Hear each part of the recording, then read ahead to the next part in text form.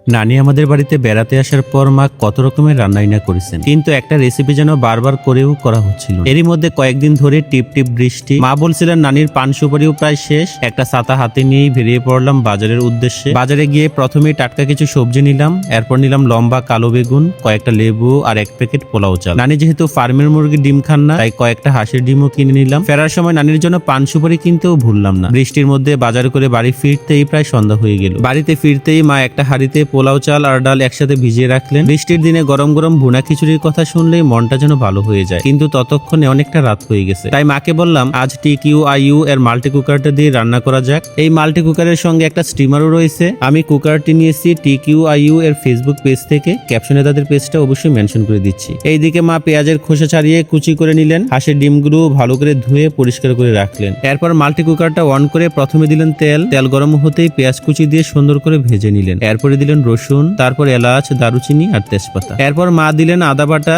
জিরে বাটা, মরিচ গুঁড়ো, হলুদ গুঁড়ো, ধনিয়া গুঁড়ো আর লবণ। ধীরে ধীরে মশলাটা সুন্দর করে কষিয়ে নিলেন। মশলা কষানো হয়ে গেলে আগে থেকে ভিজিয়ে রাখা চাল আর ডাল ঢেলে দিয়ে ভালো করে নেড়ে মশলার সঙ্গে মিশিয়ে কিছুক্ষণ ভেজে নিলেন। মা সবসময় বলেন খিচুড়ির আসল স্বাদ পেতে এই ভাজার ধাপটা খুবই গুরুত্বপূর্ণ। অন্যদিকে মা পানি গরম করতে বসালেন। চাল ডাল ভালোভাবে ভাজা হয়ে গেলে সেই গরম পানিটা ঢেলে দিলেন। এরপর কয়েকটা কাঁচামরিচ দিয়ে উপরে স্টিমার বসিয়ে তাতে হাঁসের ডিমগুলো সিদ্ধ হতে দিলেন। কিছুক্ষণ পর ডিমগুলো সিদ্ধ হয়ে গেল, সেগুলো তুলে রেখে আবার খিচুড়ির দিকে নজর দিলেন। যেহেতু পোলাও চাল দিয়ে রান্না হচ্ছে, তাই খুব বেশি সময় লাগলো না। শেষে কিছুক্ষণ দম দিতেই ঝরঝরে নরম আর সুগন্ধি ভুনা খিচুড়ি তৈরি হয়ে গেল। খিচুড়ি একটা বড় হাঁড়িতে তুলে রাখলেন, কারণ এই মাল্টি কুকারেই আবার বেগুন ভাজা করা হবে। আমি বাজার থেকে যে লম্বা কালো বেগুন এনেছিলাম, মা সেখান থেকে 3টা বেগুন ফুলের মতো করে কেটে নিলেন। এখন অনেকেই এইভাবে বেগুন ভাজেন না, কিন্তু আমাদের বাড়িতে মা বরাবরই এইভাবেই বেগুন ভেজে আসছে। বেগুনে ধনিয়া গুঁড়ো, মরিচ গুঁড়ো, হলুদ গুঁড়ো, লবণ আর সামান্য তেল দিয়ে ভালো করে মাখিয়ে নিলেন। এরপর গরম তেলে একে একে বেগুনগুলো দিয়ে ঢাকনা লাগিয়ে দিলেন। ভাপে নরম হয়ে গেলেও আরো কিছুক্ষণ ভেজে নিবেন, যাতে কাঁচা গন্ধটা একেবারে দূর হয়ে যায়। সত্যি বলতে